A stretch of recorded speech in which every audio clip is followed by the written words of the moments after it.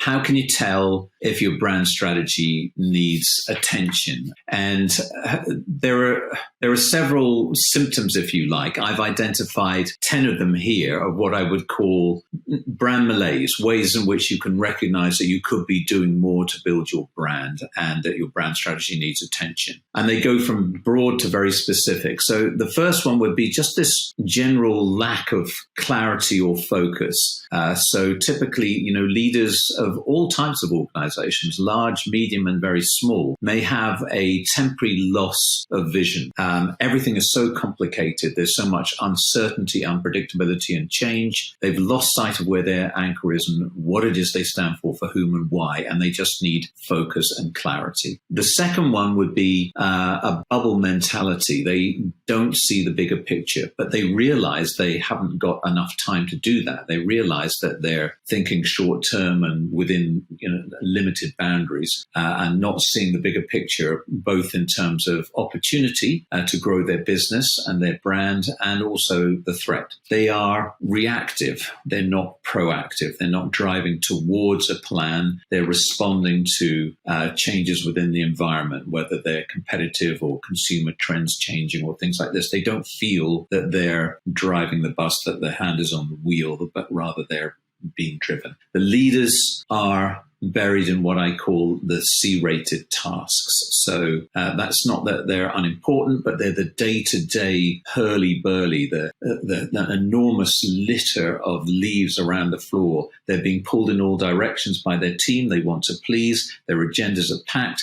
They have no time to pull up above the canopy of the jungle and see the bigger picture and then be more proactive in planning. Typically within larger or even medium-sized companies, the left hand doesn't know what the right hand is doing. And you can see that through examples. One is pulling in one direction whilst the other is pulling in the other. And they don't do it intentionally, but they end up wheel spinning, and it ends up, with a lack of momentum or direction because they're not clearly focused about pulling in one direction. As a consequence, the organization may appear to be rudderless or spinning around in circles, not quite knowing where to go, confused, if you like, lost in the mist.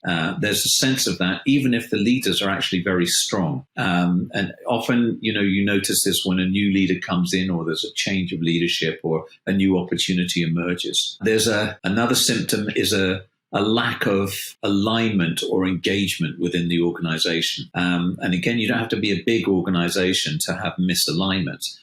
Even 4 or 5 people in a small team, unless they're clear about what their goals and their objectives are, how they are planning to position themselves, what they want to stand for in their customers or their key stakeholders' minds. If there's no clarity within that, they can end up pulling in different directions or not being aligned or united or engaged behind their goal. Another key symptom is a disconnect with what I call the end users. Ultimately that's the customers, but it can also be stakeholders as well. I mean, with a recent example I was just working with was the medical health professionals, and they were extremely good at understanding what their internal issues were, but had kind of lost sight of the impact on the end user, who are the patients and their families. And obviously they all knew that ultimately that was their end user, but their efforts were not being directed towards that impact. It was more to sorting out their internal problems. And a little bit of alignment helps them get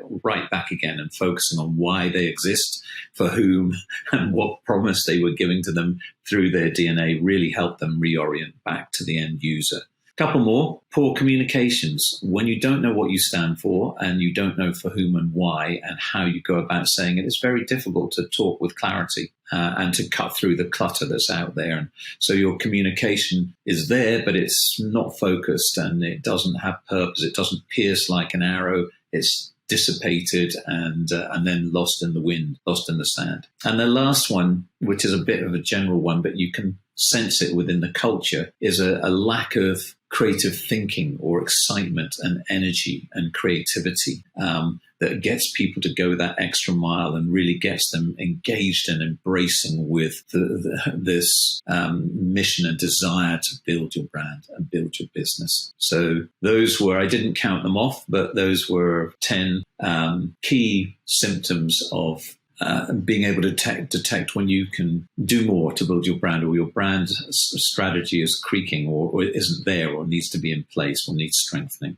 So Lighthouse Brand Strategy Academy identifies those needs, and it basically goes right to the root issues, or the ways in which you can address nearly all of those issues by pulling you back and focusing you on the core essence of what drives your organization, your brand DNA, the heart of which is your promise, your overarching commitment to your stakeholders or your customers, but also masked in really why you exist for them, to serve beyond making money, what you believe in, your key values, your attributes, if you like, how you go about delivering that promise, your culture, the icons and assets and attributes that you own as a brand that can evoke these images of the benefit that you give. And that's what we do within the course.